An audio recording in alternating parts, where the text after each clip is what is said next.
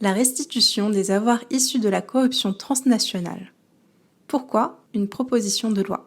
Le G7 de Biarritz avait fait de la lutte contre les inégalités sa thématique centrale.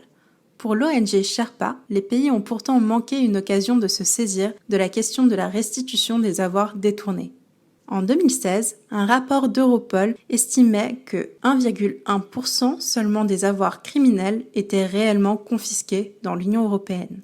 À l'échelle mondiale, la corruption fait perdre chaque année entre 20 et 40 milliards de dollars aux pays en développement, soit 20 à 40% du total annuel de l'aide internationale au développement. Les fonds issus de la corruption non restitués aux populations spoliées est un frein au développement économique, social et politique des pays victimes. La Convention des Nations Unies et le Code de procédure pénale prévoient des règles de partage au profit de l'État étranger ayant ordonné la confiscation. Mais, dans les faits, l'application de ces règles reste rare. Dans les États où la corruption prospère, les autorités judiciaires peuvent être empêchées d'agir ou être elles-mêmes corrompues.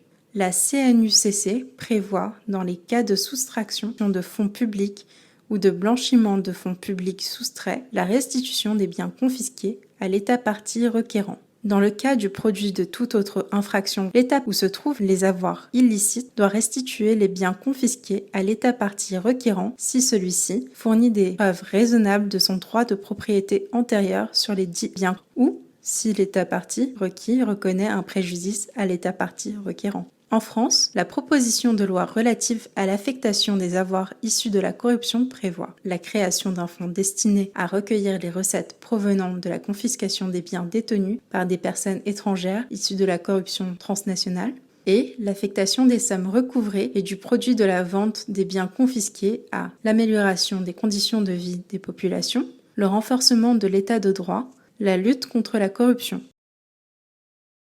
Merci d'avoir visionné cette vidéo. Pour plus d'informations, veuillez consulter la solution Compliance des éditions législatives.